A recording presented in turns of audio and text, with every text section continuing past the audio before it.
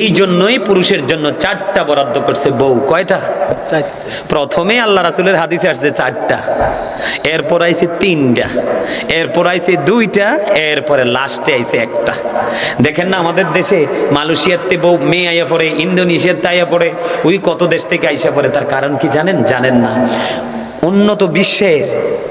উন্নত বিশ্বের পুরুষরা, নারীরা, এরা বি শব্দটাকে জাস্ট ইউজ করে। একজনের 1 ডজন বউ তারা ইউজ করে, একটা নারী অসংখ্য ছেলেদেরকে ইউজ করে। কিন্তু গোটা পৃথিবীর মধ্যে একটাই দেশ বাংলাদেশ, যারা সুস্থ মস্তিষ্ক নিয়ে একটা স্বামী একটা স্ত্রী দুজন মিলেই দাম্পত্য জীবনকে সুখের করতে পারে। এই জন্য গোটা বিশ্বের নারীরা বাংলাদেশের যুবকদেরকে টার্গেট করছে। যদি এডুকেটেড পারসন হয় তাহলেই কোনো কথা নেই, কোনো কৌশলে গলায় ঝুলবে এবং বাংলাদেশে এসে বসবাস করবে। এটা বাংলাদেশের ছেলেদের, এটা হচ্ছে উত্তম চরিত্রের এক বহিঃপ্রকাশ। যেরকম সুবহানাল্লাহ।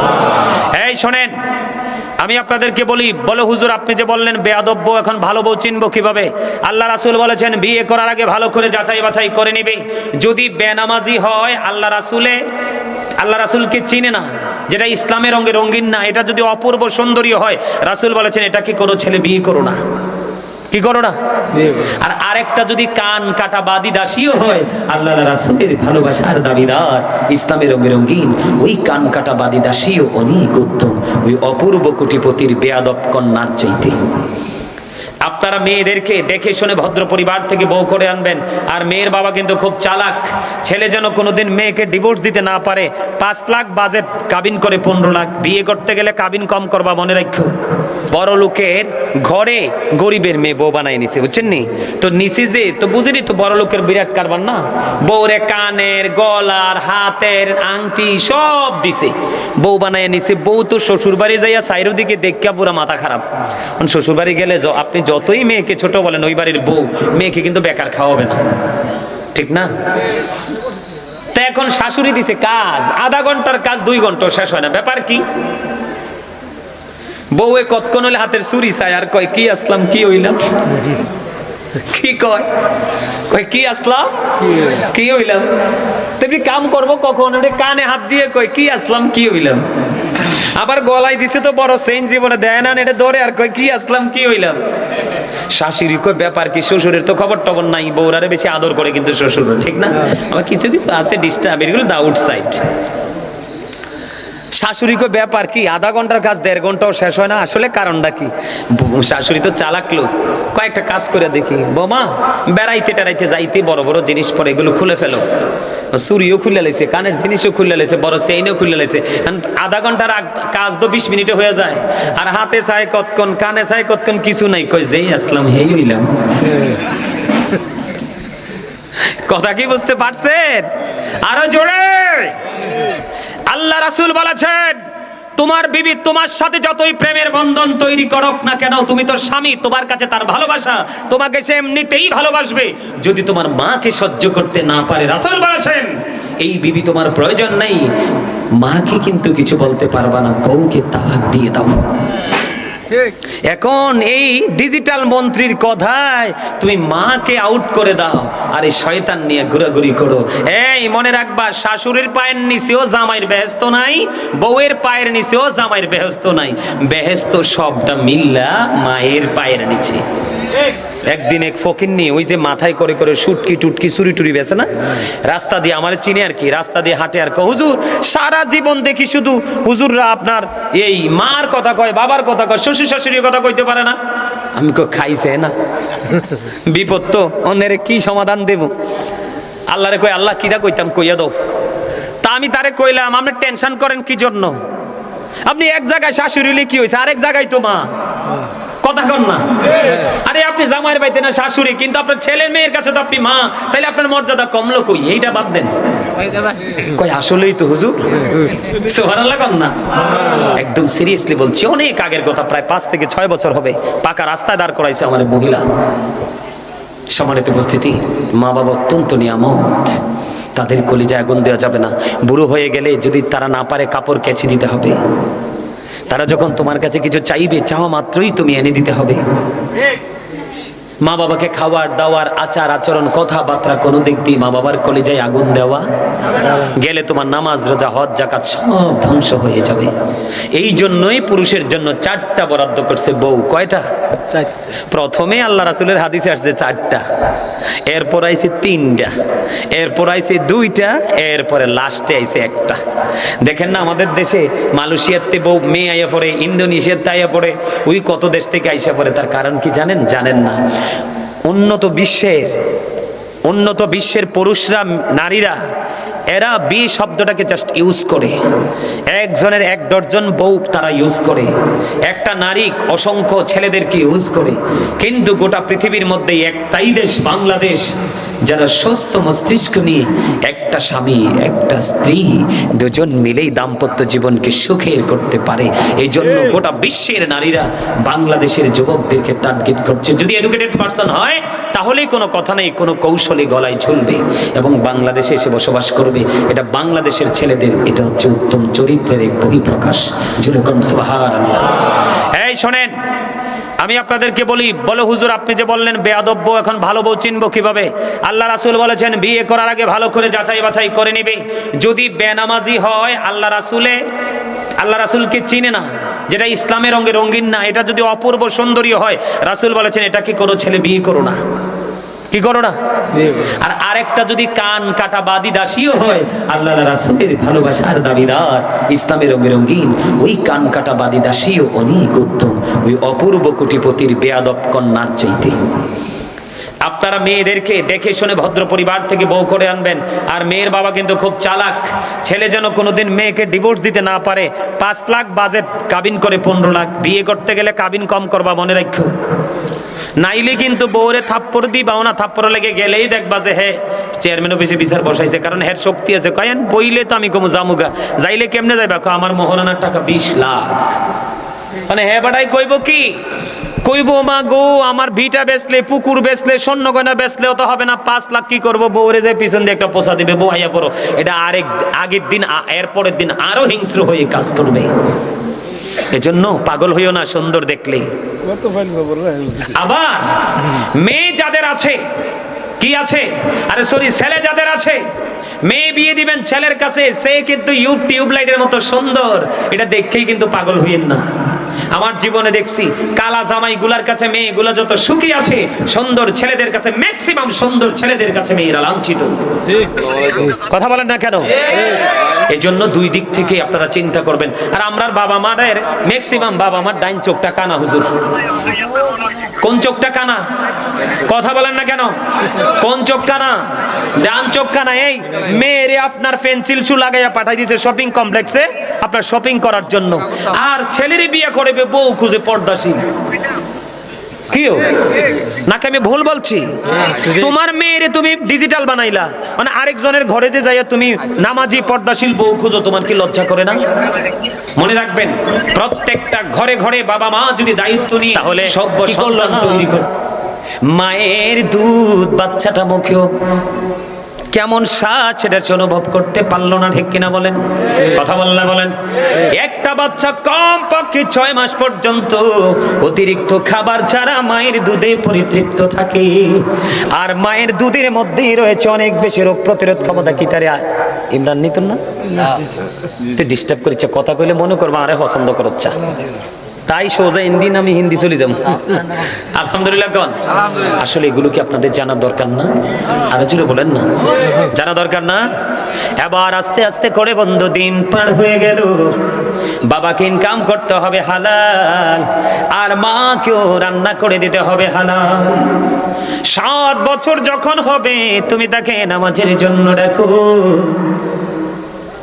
10 বছরে যখন পা রাখবে নামাজ না পড়লে তাকে পিঠা দাও, এবং তার সাথে আর মা থাকতে পারবে না, তার বিছানাটা তুমি আলাদা করে দিবা।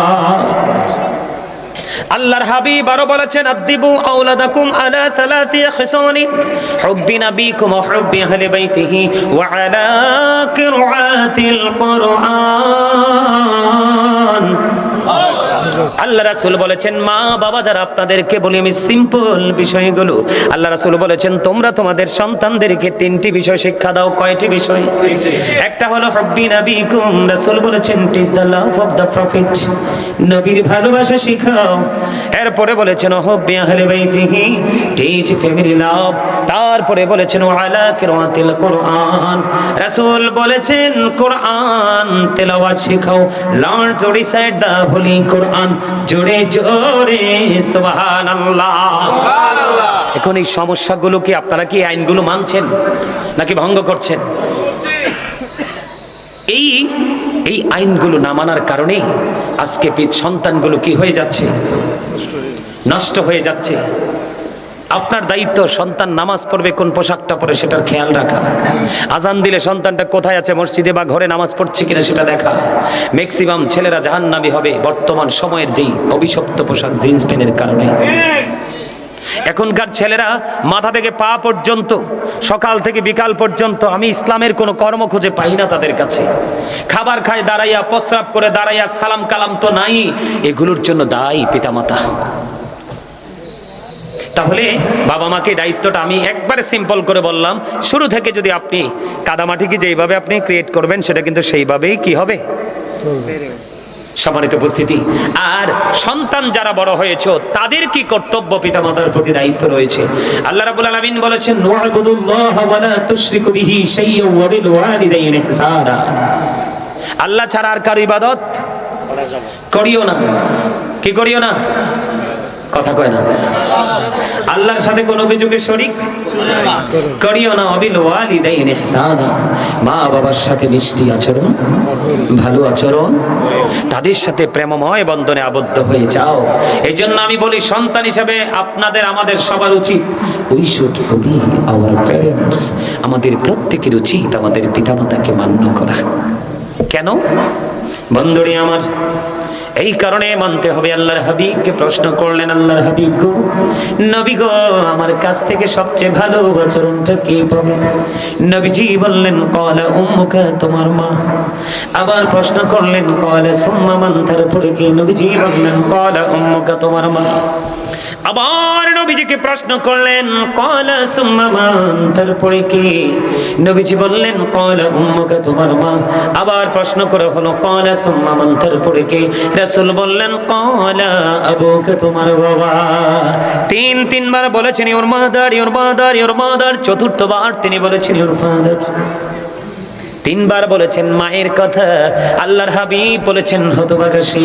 তিনবার বলেছেন, হাদিস শরীফের মধ্যে শব্দটা রাসূল তিনবার ইউজ করেছেন, হতভাগাসী, হতভাগাসী, হতভাগাসী। কে গো? নবী সেই হতভাগা। নবীজি বলেছেন একজনের পিতামাতা দুজন বেঁচে আছে, অথবা তোমাদের একজন বেঁচে আছে, মা অথবা বাবা। এই দুজনকে কাছে অথবা একজনকে কাছে পাওয়ার পরে তাদের সেবা করে, তাদেরকে ভালোবেসে, তাদেরকে আদর করে, তাদেরকে মায়া করে তোমরা যদি জান্নাতি হতে না পারো, তুমি যদি জান্নাতি হতে না পারো, তাহলে তোমার চেয়ে বড় হতভাগার কেউ হবে না। আল্লাহু আকবার বলেন না। এটা কি আমার কথা? বলে হুজুর আপনি বলতে পারেন মাও নাই গো, বাবাও নাই, তাদের সেবা কেমন করে করব? যেমন আজকে মাহফিলে এসেছেন, তাদের জন্য দোয়া করবেন, কোরআন খতম করবেন, এতিমদেরকে সাধ্য অনুযায়ী দান করবেন, গরিব মানুষকে খাইতে দিবেন, আর ডেকে ডেকে বলবেন আল্লাহ গো, আমার মা বাবা যদি থাকতো, মা বাবা তো খাইতো, তুমি তো নিয়ে গেছো, আমি দুস্থ মানুষ যারা খেতে পারে না, সাধ্য অনুযায়ী একটু খেতে দিলাম, এই সওয়াবটা পৌঁছে দিও আমার বাবা মার কবরে। আল্লাহর হাবিব বলেছেন আল্লাহ রাব্বুল আলামিন তুমি তাদের জন্য যা করবে পাহাড়ের মতো রূপান্তরিত করে বিশাল আকারে তাদেরই কবরে পৌঁছে দিবে। সুবহানাল্লাহ বলেন না, আরে জোরে বলুন না সুবহানাল্লাহ। তাহলে মা বাবাকে ভালোবাসতে হবে, তাদেরকে বন্ধু সেবা করতে হবে। আমার দিকে তাকান, মূসা নবী আল্লাহর সাথে কথা বলতেন, আল্লাহকে দেখতে চাইলেন কিন্তু আল্লাহ দেখা দিলেন না। একদিন মূসা নবী আল্লাহর কাছে বললেন আল্লাহ গো, আমার সাথে জান্নাতে বন্ধু হয়ে যাবে, এই কে গো? নবীজি আল্লাহ রাব্বুল আলামিন বললেন তার নাম হলো আলী বিন মুফি, সে থাকে বলক শহরে। মূসা কালিমুল্লাহ দেখতে চলে গেলেন, যাওয়ার পরে দেখলেন এত বিশ্রী, এত কুশ্রী তার চেহারা, ওই আলী বিন মুআফিক ছিলেন বন্ধু একজন কসাই। মুসা নবী আবার চিন্তা করলেন, এমন বিশ্রী চেহারার মানুষ কেমন করে গো আমার প্রিয় হয়ে গেল। এবার সে ছিল বন্ধু গোস্ত বিক্রেতা কসাই। এবার মুসা নবী তার সব কিছু দেখলেন। দেখতে দেখতে বন্ধু দিন শেষ হয়ে গেল, গোস্ত বিক্রি শেষ হলো। ওই আলী বিন মুআফিক মায়ের পাগল সন্তান বাড়ির দিকে রওনা হলেন। আমি মূল মগজটা তুলে ধরছি বন্ধু। এবার দৌড়ে চলে গেলেন, যাইতে যাইতে বাড়ি গেলেন। মুসা নবী রহস্য খোঁজার জন্য গেছে বন্ধু। এবার ওই সন্তান বাড়িতে যাইয়া ফ্রেশ হয়নি, আগে মায়ের জন্য খাবার তৈরি করলেন। মাকে খাবার তৈরি করে এবার নিজে গেলেন ফ্রেশ হওয়ার জন্য। মুসা কালিমুল্লাহ চাইয়া দেখে ওই মা দুঃখিনী দুইটা হাত তুলে ডেকে ডেকে বলে, গো আল্লাহ, আমার এই পাগল সন্তানটাকে তুমি আমার নবী তো মুসা, মুসা নবীর বন্ধু বানাইয়া জান্নাতে দিও। বুড়িমা মুসা কালিমুল্লাহ একটা ডাক দিয়ে বলল, মা তোমার সব কিছু আমি শুনেছি, আমি আল্লাহর কাছে দরখাস্ত দিয়েছি, কে গো যাবে আমার সাথে বন্ধু হয়ে জান্নাতে। আমি যখন আল্লাহর কাছে দরখাস্ত দিলাম, আল্লাহ রাব্বুল আলামিন তোমার ছেলে আলী বিন মুআফিকের খবর দিয়েছে, তোমার দোয়া তো কবুল হয়ে গেছে। জোরে জোরে বলেন না সুবহানাল্লাহ। আমি আপনাদেরকে আর একটা মজার খবর দেই বন্ধু। মা কত বড় শক্ত জিনিস, বাবা কত বড় শক্ত জিনিস। আল্লাহর হাবিব বলেছেন, যে সন্তানটা বাবার অবাধ্য, এই সন্তানটা আল্লাহর অবাধ্য। যে সন্তানটাকে বাবা দেখতে পারে না, আমার নবী বলেছেন সেই সন্তানকে আমি আল্লাহ দেখতে পারি না। মায়ের দিকে যদি তুমি একটা বার মায়ের নজরে তাকাও গো, তোমার আমল নামায় দেওয়া হবে একটা হজের সওয়াব। নবীকে প্রশ্ন করা হলো, নবী গো দৈনিক যদি 100 বার তাকাই, আমার নবী বলেছেন দৈনিক যদি 100 বার তাকাও তাহলে আমল নামায় দেওয়া হবে 100 হজের সওয়াব। তোমার জান্নাত কিন্তু তোমার সাথেই থাকে সব সময়। Paradise of the child under the feet of the mother, মায়ের পায়ের নিচেই সন্তানের জান্নাত। ইন্নাল জান্নাতা তাহতা আকদামিল উম্মাহাতিকুম, তোমাদের মায়ের পায়ের নিচেই তোমাদের জান্নাত। জোরে জোরে সুবহানাল্লাহ। এখনকার যুগের ছেলেরা বাবা বৃদ্ধ হয়ে গেছে, সন্তানের কাছে টাকা চাইলে টাকা দেয় না। দেখেন আমার নবীজির কাছে একজন এসে প্রশ্ন করলেন, নবী গো আমার বাবা আমার উপার্জিত অর্থ নিজের মতো খরচ করে, নিজের মতো খরচ করতে চাই গো। এবার আমার নবীজি একটা ডাক দিয়ে বললেন, শুধু তোমার উপার্জিত অর্থ নয়, তুমি নিজেও তোমার বাবার সম্পদ। তোমার উপার্জিত অর্থ নয়, বাবা তোমাকে চাইলে যেমনি যেমনি তোমাকে ব্যবহার করতে পারবে, তুমি ওখানেও না করতে পারবা না। তোমার সম্পদ তো থাক দূরের কথা। কথা কি আমার বুঝে আসছে আপনাদের? আরো জোরে বলেন না। চমৎকার একটা হাদিস শরীফের অংশ আমি আপনাদেরকে শোনাই। তারা কত বড় নিয়ামত এবং কত বড়, তাদের সাথে বেয়াদবি করলে আল্লাহ কত বেশি নারাজ হয় বন্ধু। বন্ধুরি আমার, হযরতে জুরাইজ আল্লাহর একজন পাগল বান্দা ছিলেন। আমাদের দেশে এখন মানুষ একত্রিত হয়ে আমরা জামাত পড়ি না, কথা কয় না। আমরা বিশেষ করে জুমার দিন তো পড়ি, কিন্তু আল্লাহর যারা অনেক বেশি পাগল তারা জামাতে নামাজ পড়ে না, তারা নির্জনে একা একা বসে নামাজ পড়ে। কারণ বর্তমানে আল্লাহর যারা হক্কানি আল্লাহর ওলি এখন ইমাম শব্দের পিছনে নামাজ পড়বে না। বলে হুজুর কেন গো? তাদের নামাজ হইল ডিজিটাল। কথা কন না কেন? ঠুস করে রুকু, ঠুস করে সিজদা। আল্লাহ রাব্বুল আলামিন যখন ফেরেশতাদেরকে বলেছিলেন আদমের দিকে সিজদা করো, কি করো? আদমের দিকে সিজদা করো। ফেরেশতারা একটা সিজদা দিলেন, একটা সিজদায় কাটাইলেন 100 বছর। সুবহানাল্লাহ বলেন না কেন? একটা সিজদা দিয়া দাঁড়াইলেন, দাঁড়াইয়া চাইয়া দেখে তাদের যে গুরু, যিনি নাম ছিল মুআল্লিমুল মালাইকা, ফেরেশতাদের গুরু, ফেরেশতাদের ওস্তাদ, পরে তিনি হলেন লানাতুল্লাহি আলা ইবলিস, জাহান্নামী হয়ে গেল। আল্লাহ বলছেন সেজদা দিতে, কয় না, এটারে দিমু কি, এটারে মাটি দিয়ে বানাইছি। নাউজুবিল্লাহ কর না। আরে বাড়ি দিয়া বানাইলে লাভ বেশি কি এটার ভিতরে আল্লাহ না? কথা কয় না? তো তোমার আল্লাহ অর্ডার করছে, তুমি অর্ডারে না মানবা? তুমি এত কিছু গবেষণা করো কি জন্য?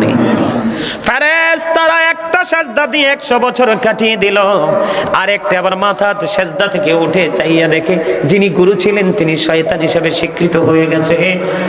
বন্ধু, চাইয়া দেখে তাদের গুরুর ঘাটটা একেবারে বাঁকা হয়ে গেছে। কই কি ব্যাপার উস্তাদ জি, আপনার এই অবস্থা কেন? কই যে অহংকার করছি ঘাটটা বাঁকা হয়ে গেছে। তখন তারা সঙ্গে সঙ্গে সক্রিয় স্বরূপ আরো 100 আরেকটা সেজদা দিয়ে 100 বছর কাটাইয়া দিলেন। বন্ধু, হক্কানি আল্লাহর ওলিরা বন্ধু নির্জনে বসে বসে ইবাদত করে মজা পায়, কারণ এখানে কোনো ডাক দোয়াই থাকে না, ইচ্ছে মতো প্রেম করতে পারি। সুবহানাল্লাহ বলেন না কেন? আরে এই জায়গাটা মা বাবার প্রেমের সাথে যুক্ত আছে। আমি হুদু দিয়ে নিয়ে আইছি না, যদি আপনারা বিরক্ত হন করবো না, জানার দরকার আছে না আপনাদের। আমি কিন্তু লম্বা করছি না, অনেক কিছু বলতে পারবো, কিন্তু হাদিস শরীফ থেকে মূল মূল জায়গাগুলো আপনাদেরকে আইডেন্টিফাই করে দিচ্ছি, তাদের মর্যাদা কত বেশি। এই এই কি আমি না বলছি চুপ থাকতে হবে? চুপ থাকতে পারো না কিন্তু কথা বলতে পারো, এইটা বুঝো না, এইটা বুঝো। ব্যাপারটা কি কি হয়েছে মনো? এই করা যাইবে না। এবার কি করলেন বন্ধু? হযরত জুরিজ এমন একজন আল্লাহওয়ালা ছিলেন, লুকালয়ে আমল করতেন না, মানুষ থেকে দূরে একটা মাটির হুজরা বানাইলেন, ওখানে বসে বসে বন্ধু তিনি ইবাদত বন্দেগী করতেছেন। একদিন হঠাৎ করে জুরিজ এই মাটির হুজরার মধ্যে নামাজরত অবস্থায়, হাদিস কিন্তু সিয়াসিত্তার অন্যতম গ্রন্থ বুখারী শরীফের মধ্যে আসছে বন্ধু। এবার জুরিজ নামাজরত অবস্থায় মা বাহির থেকে ডাকছে, বাবা জুরিজ তুমি কোথায় গো? আমি মা এসেছি দেখা করার জন্য। হযরত জুরিজ তিনি আল্লাহকে ডেকে ডেকে বলে, আল্লাহ গো, আমি কি নামাজ চালিয়ে যাব নাকি মাটাকে সাড়া দিব? তিনি চিন্তা করলেন, নামাজ পড়ছি, মা তো আইছে, নামাজটাই শেষ করি। নামাজটা শেষ করলেন, নামাজ শেষ করার পরে হুজরার বাইরে যাইয়া দেখে মা নাই। এবার জুরিজ কি করলেন? তিনি আবার তার হুজরায় চলে আসলেন। আজকেও বন্ধু মা চলে গেল, দ্বিতীয় দিন আবার আসলেন। ভাগ্যের কি নির্মম পরিহাস! ও বন্ধু, আজকেও জুরিজ নামাজরত অবস্থায় মা সে ডাকে। জুরিজ আগের দিনের মতো নামাজ চালিয়ে যাইলেন, মায়ের ডাকে সাড়া দিলেন না। নামাজ শেষ করে বাইরে এসে দেখে আজকেও মা নাই। 2 দিন চলে গেল, তৃতীয় দিন বন্ধু আবারও জুরিজ হুজরার মধ্যে নামাজরত অবস্থায়, এমন সময় মা সে বাহির থেকে ডাকে, কিন্তু জুরিজ মায়ের ডাকে সাড়া না দিয়ে নামাজ পড়লেন। নামাজ শেষ করে এসে দেখে তৃতীয় দিন মা নাই। এক এক করে 3 দিন আসলো, জুরিজ পড়ে নামাজ। কি কথা বুঝে নিবেন, মায়ের পাওয়ারটা বোঝানোর জন্য বলছি। জুরিজ কি করে? জুরিজ পড়ছে নামাজ, মাকে বকা দেয়নি, গালি দেয়নি, কিন্তু 3 দিন করে মা আসলো, সন্তানটা দেখা দিল না, মা তো ব্যথা পাইছে। যাওয়ার সময় তৃতীয় দিন হাদিস শরীফ প্রমাণ করে, তৃতীয় দিন মা যাওয়ার সময় বলে, আল্লাহ আমার এই ছেলেটাকে বেশ্যা মহিলার মুখ না দেখাইয়া মরণ দিও না। নাউজুবিল্লাহ বলেন না। ছেলে কিন্তু আল্লাহর ওলি, বুজুর্গ, ফরেজগার, নামাজ পড়তেছে, মানটাকে সাড়া দিল না। এবার বন্ধু মা চলে গেলেন। এতদিন আল্লাহর ওলি হিসাবে সবাই জেনে জুরিজ কি, কিন্তু আজকে থেকে পাশেই থাকতেন এক মহিলা বেশ্যা, যার কাজই ছিল পতিতালয়। এখন এই বেশ্যা মহিলা এতদিন অন্যান্য চরিত্রহীন পুরুষ নিয়ে ভাবতো, এখন এই বেশ্যা মহিলার মাথায় ঢুকছে জুরিজকে ঘায়েল করবে। নাউজুবিল্লাহ কইতেন না? এটা কি শয়তানে করছে না মার বদদোয়ায় হইছে? এবার বন্ধু ওই বেশ্যা মহিলা ব্যভিচার করেছে তার গর্ভের সন্তান। মায়ের পেটের সন্তান কিন্তু ঢাকা যায় না, গাছের ফলও কিন্তু লুকানো যায় না, মাঠের ফসলও লুকানো যায় না। এবার ধীরে ধীরে মহিলার পেটে বাচ্চা বড় হইতে লাগলো। এবার মানুষ জিজ্ঞেস করলো, বন্ধু তুমি বাচ্চা পাইছো কোত্থেকে? কয় জুরিজ থেকে। নাউজুবিল্লাহ বলেন না। অথচ সরল মনা জুরিজ কিছুই তো জানে না। ওই যে মা বলেছে বেশ্যা মহিলার চেহারা না দেখাইয়া মরণ দিও না, তার মানে কলঙ্কিত না কইরা আমার ছেলেরই মরণ দিও না। এবার বন্ধু দেখবেন, চোরে যদি চুরি করে মানুষ ভয়ও কিছু কয় না, ডাকাত যদি ডাকাতি করে মানুষ কিছু বলে না, কিন্তু মসজিদের ইমাম সাহেব যদি সামথিং রং করে মারতে আসে, জুরিজ না আল্লাহওয়ালা, তিনি তো বুজুর্গ ফরেজগার, নরম পাইছে, শুনতে দেরি। এবার সমাজের নিকৃষ্ট মানুষগুলো, অনেক মানুষ দলবদ্ধ হয়ে এবার জুরিজের হুজরায় চলে গেল। যাইয়া তার হুজরাটা মাটি দিয়ে বানানো ছিল, ভাঙ্গা ফালাইলো। মারতে মারতে তাকে টেনে হেসড়ে তার হুজরা থেকে বের করছে। এবার জুরিজ বলতে লাগলেন, কে রে তোমরা, কেনই বা আমাকে মারো? এবার জুরিজ ডেকে ডেকে যখন বলল, কই তুমি তো বেশ্যা মহিলার সাথে ব্যভিচার করে তাকে সন্তান দিয়েছো। এবার ওই জুরিজ বলে, তোমরা বিশ্বাস করেছো? মনে মনে বলতেছে, আমি প্রমাণ করে দিব। একটা ঘটি আমাকে পানি দাও। একটা ঘটি পানি দিলেন বন্ধু। পানি দেওয়ার পরে তিনি ওযু বানালেন। ওযু বানানোর পরে তিনি নামাজ পড়লো। নামাজ পড়ে এবার ওই বাচ্চাটাকে নিয়ে আসতে বললেন। বাচ্চাটাকে তার সামনে নিয়ে আসলো। আনার পরে বাচ্চাটার পেটটার উপর হাতটা রেখে জুরিজ বললেন, বাবু বলো না তোমার বাবা কি? ওই ছোট্ট মাসুম বাচ্চার জবান খুলে গেল। ওই ছোট্ট বাচ্চাটা দেখিয়ে দিলেন, ওই রাখাল আমার বাবা। আওয়াজ তুলে তুলে বলেন আল্লাহু আকবার। কিছু কি বুঝতে পারছেন? বেশ্যা মহিলার সাথে তার কলঙ্ক কিন্তু লেগেই, মাইরও হুজরাও ভাঙছে। কথা কন না কেন? তাকে মারে বকা দিছে, কিছু করছে? শুধু নামাজরত অবস্থা। কিন্তু মা দেখছেন, মা এতটা দামি। এখনকার ফোলা ভাইন তো মা কিছু চাইলে দেওয়ান থাক, দূরে লাঠি লয়। আর কোন মতে বউ যদি একটা জোরাইতে পারে, ওরে বাপ রে বাপ, ডিজিটাল মন্ত্রী, ওয়ার্ডার ছাড়া ওঠেও না, বইও না। কিরে স্বাস্থ্য ভাই ঠিক নেই? হ্যাঁ, একেবারে অত্যাধুনিক ডিজিটাল মন্ত্রী। যাইয়া দেখেন এর বাপের গড়ে বিলাই ঘুমায়। কিরম হয়েছে কি জানেননি? একটা গল্প কই ছোট্ট আর কি। এটা আমি মুরব্বীদের মুখে শুনছি, গল্পটা অনেক আগে। আমার দাদা আছে, যদি এটা তারা শুনে থাকে তাহলে আমার সাপোর্ট দিবেন, আর না শুনলেও এটা গ্রহণ না করলেও অসুবিধা নাই। তবে এক্সাম্পল কি হয়েছে জানেননি? বড় লোকের ঘরে গরিবের মেয়ে বউ বানাই নিছে, বুঝছেন নি? তো নিচে যে, তো বুঝিনি তো বড় লোকের বিরাট কারবার না। বউরে কানের, গলার, হাতের আংটি সব দিছে, বউ বানাই নিছে। বউ তো শ্বশুর বাড়ি যাইয়া সাইরো দিকে দেখা পুরা মাথা খারাপ। শ্বশুর বাড়ি গেলে আপনি যতই মেয়েকে ছোট বলেন, ওই বাড়ির বউ মেয়েকে কিন্তু বেকার খাওয়াবে না, ঠিক না? তা এখন শাশুড়ি দিছে কাজ, আধা ঘন্টার কাজ 2 ঘন্টা শেষ হয় না। ব্যাপার কি? বউয়ে কতক্ষণ হলে হাতের চুরি চায় আর কয়, কি আসলাম কি হইলাম। কি কয়? কয় কি আসলাম কি হইলাম। তুমি কাম করবো কখন? কানে হাত দিয়ে কয়, কি আসলাম কি হইলাম। আবার গলায় দিছে তো বড় চেইন, জীবনে দেয় না, এটা ধরে আর কয়, কি আসলাম কি হইলাম। শাশুড়ি কয়, ব্যাপার কি? শ্বশুরের তো খবর টবর নাই, বউরারে বেশি আদর করে কিন্তু শ্বশুর, ঠিক না? আমার কিছু কিছু আছে ডিস্টার্ব, এগুলো দা আউটসাইড। শাশুড়ি কয়, ব্যাপার কি? আধা ঘন্টার কাজ 1.5 ঘন্টাও শেষ হয় না, আসলে কারণটা কি? শাশুড়ি তো চালাক লোক, কয়েকটা কাজ করে দেখি। বোমা বেড়াইতে টেড়াইতে যাইতে বড় বড় জিনিস পরে, এগুলো খুলে ফেলো। চুরিও খুলে লাইছে, কানের জিনিসও খুলে লাইছে, বড় চেইনও খুলে লাইছে। আধা ঘন্টার কাজ তো 20 মিনিটে হয়ে যায়। আর হাতে চাই কতক্ষণ, কানে চাই কতক্ষণ, কিছু নাই। কই যেই আসলাম হেই হইলাম। কথা কি বুঝতে পারছেন? আরো জোরে।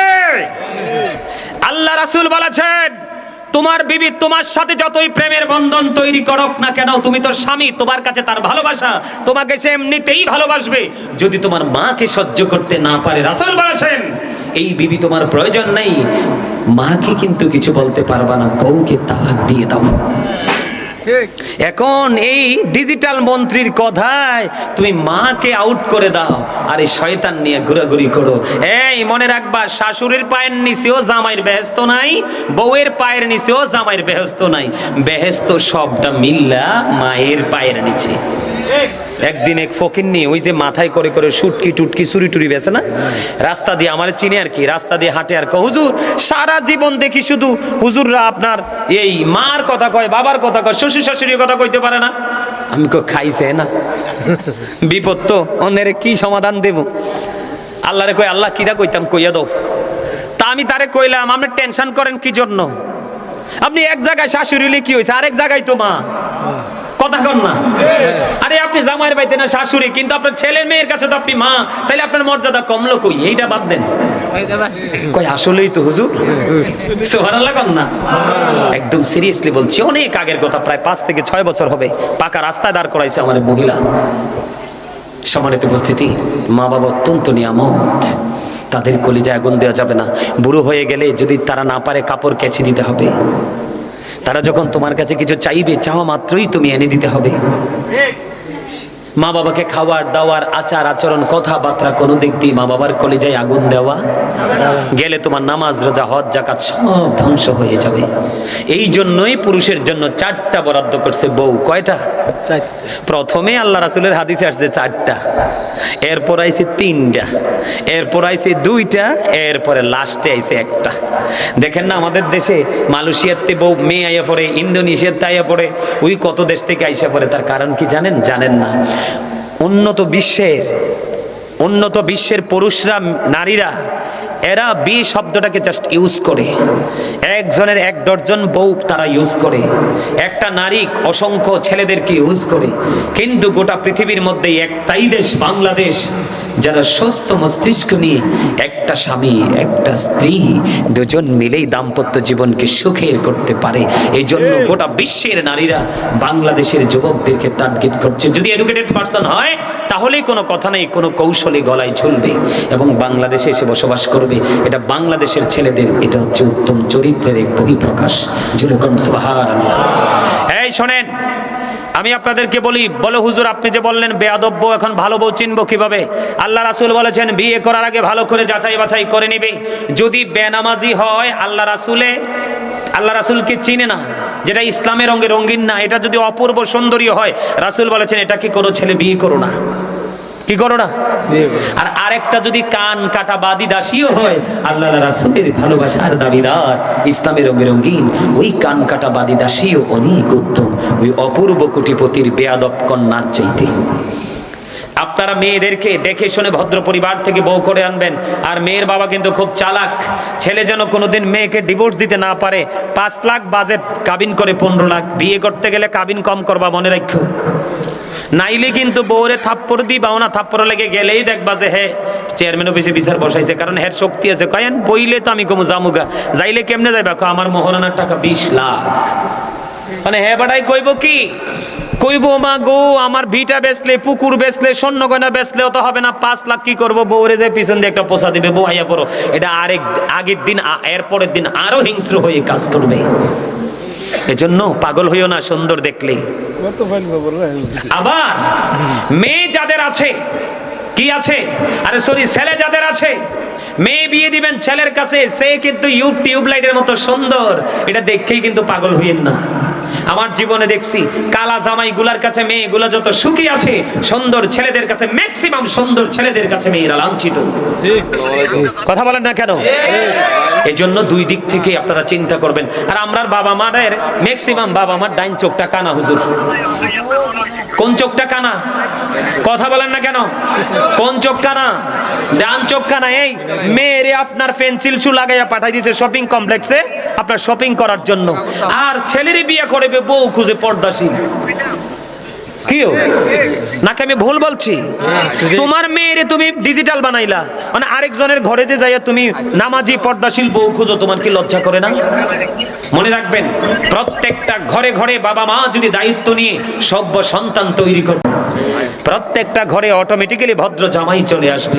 প্রত্যেকটা বাবা মা যদি তাদের মেয়েদেরকে নম্রতা ভদ্রতা শিখিয়ে ইসলামের রঙে রঙিন করে যদি তাদেরকে বড় করতে পারে, কোনো বাবা মাই ছেলের বউ খুঁজতে গেলে নামাজি বউ খুঁজতে হবে না, অটোই চলে আসবে। কথা বলেন না কেন? সন্তান সন্তানের জায়গায়, পিতামাতা পিতামাতার জায়গায়। সন্তান যা চায় আপনার তৌফিক থাকলে দিবেন, এবং তোমরা বাবা মা যখন বুড়ো হয়ে যাবে, ছেলেরা চাইলে সব করতে পারে, পিতামাতার কি তোমরা কি করবে? আদর দিবে, স্নেহ দিবে, বিন্দু পরিমাণ কথা দিও তোমরা তাদেরকে কষ্ট দিও না। যদি কষ্ট দাও, পিতামাতা যদি ছেলেদেরকে অমানুষ হওয়ার পরেও শাসন না করে, এবং ছেলে মেয়ে যারা ছেলেরা যদি ইচ্ছে করে যদি বাবা মার সাথে গর্হিত আচরণ করে, নামাজ রোজা হজ জাকাত মদ গাঁজা ইয়াবা সুদ ঘুষ অন্যায় অত্যাচার ব্যভিচার নির্যাতন নিপীড়ন অনেক ধরনের অন্যায় আছে না আমাদের দেশে? মানুষ করে না? কথা কয় না, করেনি? করে না? বন্ধুরি আমার, জাহান্নাম কবর এবং হাসর দুটোই কিন্তু ফিউচার শেষ করে একবারে ওয়াজের শেষ প্রান্তে চলে আসছি আমি। একটুখানি ধৈর্য ধরে শুনবেন, আমি ছোট্ট করে বলে শেষ করে দিব বন্ধু। জাহান্নাম শুধু চিরকাল শুনেছেন, কত ভয়ঙ্কর সেটা জানেন না। কবরে যাওয়ার পরে আল্লাহ বলেছেন ইন্না বাতশা রাব্বিকা লাশাদীদ, আল্লাহ বলেছেন the seizing of Allah is difficult, আল্লাহর ধর, আল্লাহর পাকড়াও বড় শক্ত, আল্লাহ বান্দাকে শক্ত করে ধরবে। আল্লাহ বলেছেন ইন্নাল্লাহা সারিউল হিসাব, Allah is quick to take account, আল্লাহ হিসাব গ্রহণে অত্যন্ত তৎপর। আল্লাহ ধরার পরে তোমার কাছে হিসাব চাইবে, তুমি যদি হিসাব দিতে না পারো তুমি ধরা পড়ে যাবে। আল্লাহ রাব্বুল আলামিন বলে দিয়েছেন দুনিয়ার বুকে তোমরা যা ইচ্ছা তা খেতে পারো, কিন্তু জাহান্নামে যাওয়ার পরেও খাবার বরাদ্দ করে রেখেছি। একটা খাবার হলো জাক্কুম, আরেকটা খাবার হলো তিনাতুল খাবাল। জাক্কুমের খবর আসছে কোরআনে, আর তিনাতুল খাবালের খবর আসছে বন্ধু হাদিসে। আল্লাহর হাবিব বলেছেন জাক্কুমটা তো বিষাক্ত, তো ভয়ঙ্কর একটা খাবার, পাপী যারা জাহান্নামী তাদের জন্য বরাদ্দ করা আছে। বর্তমানে যদি রাজা সাপিতলার জমিনে একটা ফোঁটা পড়ে এই মুহূর্তে গোটা পৃথিবীর মাটি বন্ধু বিষাক্ত হয়ে যাবে। কিয়ামত পর্যন্ত পৃথিবীর জমিনে কোনো শস্য ফলাতে পারবো না। নাউজুবিল্লাহ বলেন না।